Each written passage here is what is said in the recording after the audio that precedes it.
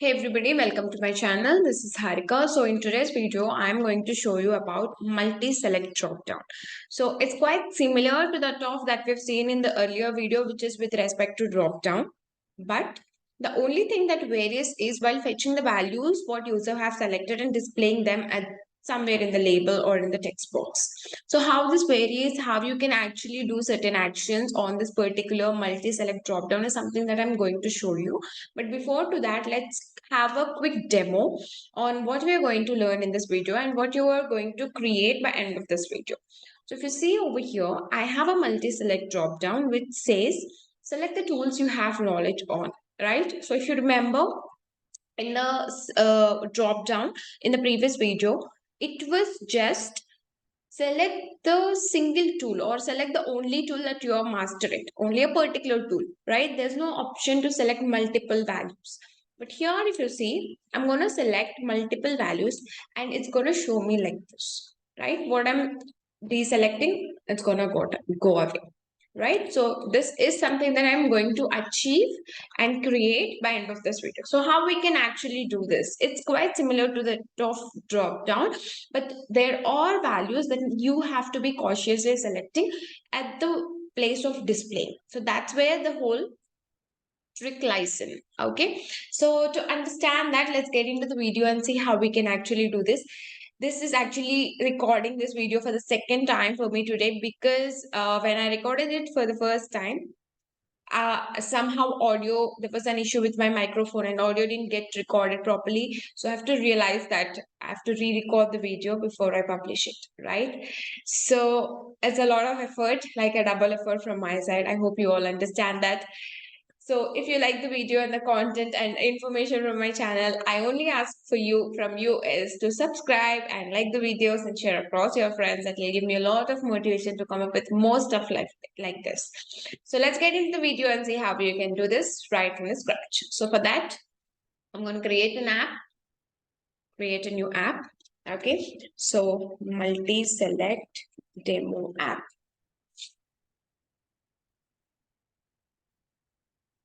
Okay, perfect. Fine.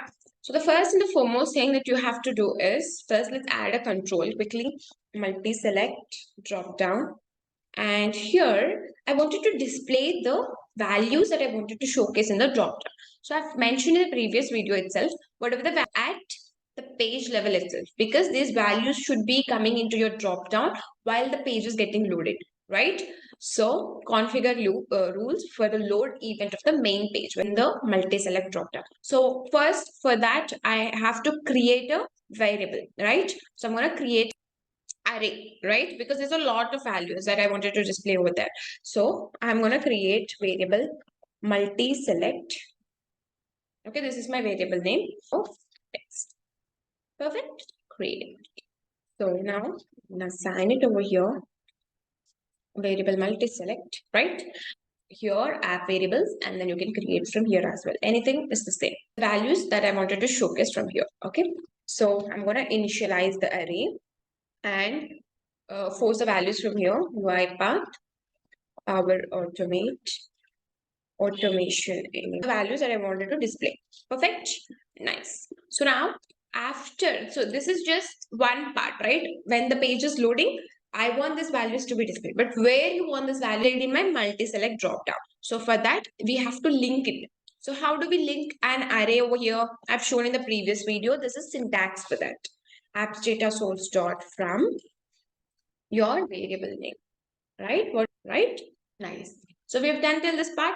We are loading the values when the page is loading, and we will preview till this part. And we will go to the next part, which is identifying the values that are selected by. Now I can see the values are loaded, right? Nice. So, right, let's come back. And before to that, quickly edit some labeling.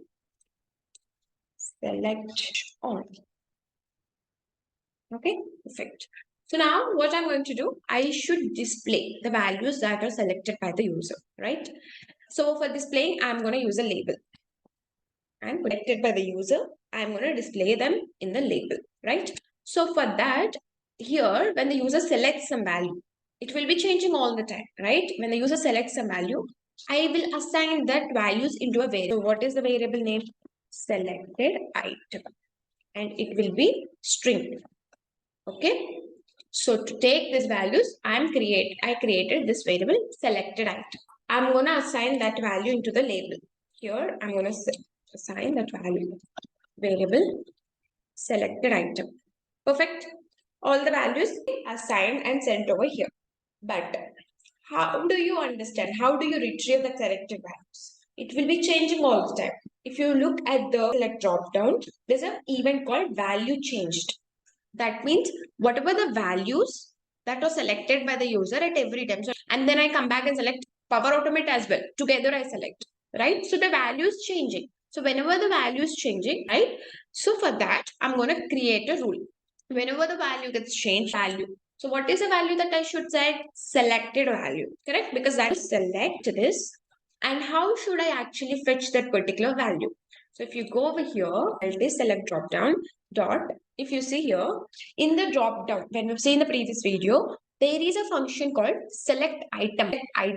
But as this is a multi-select drop-down, we have option to select multiple items. So it has shown me selected items, right? It has shown me selected items.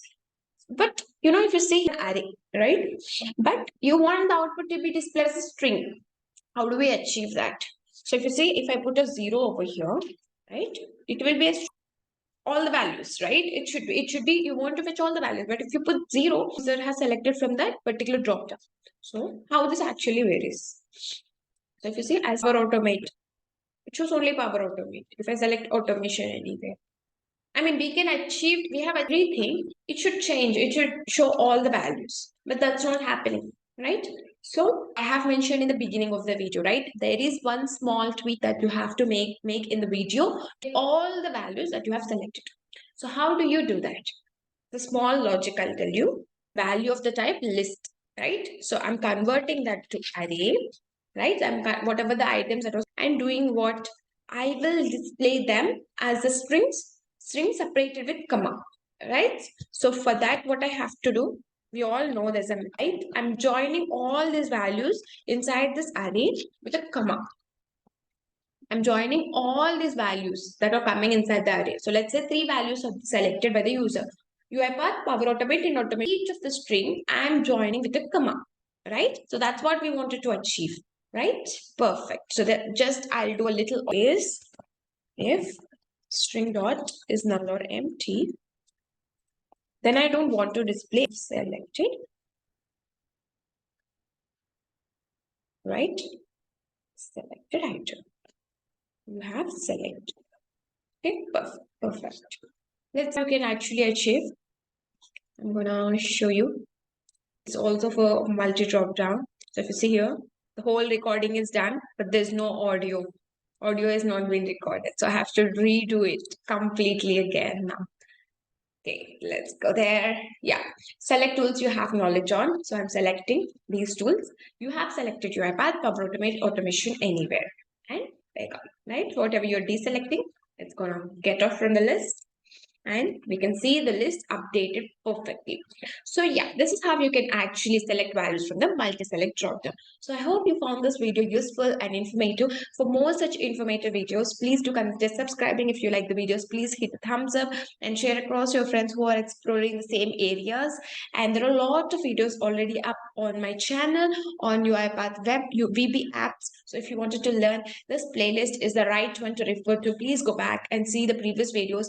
There are a lot of different scenarios, different ways or approaches that we have taken to perform the similar things, right? So yeah, this is all in this video. I'll see you in the next video. Till then, stay tuned. Bye bye.